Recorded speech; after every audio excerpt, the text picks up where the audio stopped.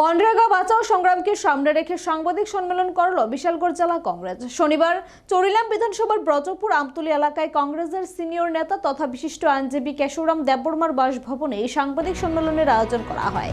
সাংবাদিকদের মুখোমুখি হয়ে মনরেগা প্রকল্পে কাজ বন্ধ, মজুরি বকেয়া ও সাধারণ মানুষের জীবিকা সংকটের বিষয়টি তুলে ধরেন বিশালগড় জেলা কংগ্রেস সভাপতি গোপীনাথ সাহা। তিনি অভিযোগ করেন, রাজ্যে মনরেগা কার্যত অচল হয়ে পড়েছে, যার ফলে গ্রামীণ মানুষের জীবন ও জীবিকা চরম সংকটে পড়েছে।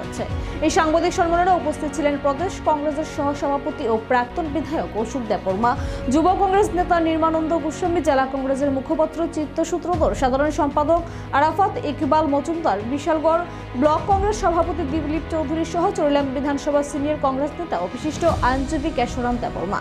কংগ্রেস নেতৃত্ব স্পষ্ট জানিয়ে দেন, মনরেগা প্রকল্প অবিলম্বে কাজ চালু ও বকেয়া মজুরি পরিশোধ না হলে আগামী দিনে বৃহত্তর আন্দোলনের পথে হাঁটবে কংগ্রেস।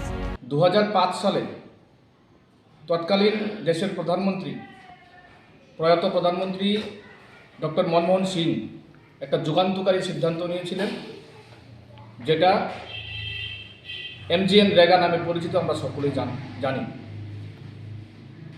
এই MGNREGA প্রকল্পটা ছিল একটা যুগান্তকারী সিদ্ধান্ত দেশের শ্রমজীবী অংশের মানুষের জন্য, যেটা মাধ্যমে গ্রামীণ এলাকার মধ্যে অর্থনৈতিক ব্যবস্থাটা সুদৃঢ় ছিল।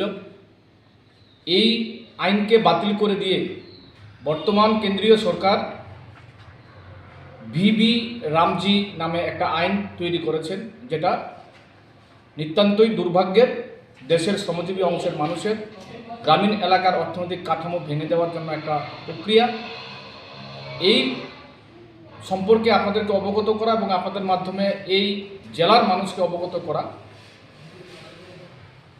বিশেষ করে এই MGNREGAর মূলত যেই চারটি প্রধান গুরুত্ব, সেটি হচ্ছে শ্রমিকরা প্রতি বছর ন্যূনতম 100 দিনের কাজের গ্যারান্টি পেতেন, কিন্তু বর্তমান কেন্দ্রীয় সরকার যে আইন জারি করেছেন তাতে এই আইনের কাজের কোনো গ্যারান্টি নেই। এখানে এটা কেন্দ্রীয় সরকারের মর্জির উপর নির্ভর করবে কোন স্টেটে বা কোন এলাকায় শ্রমিকরা কতদিনের কাজ করবে।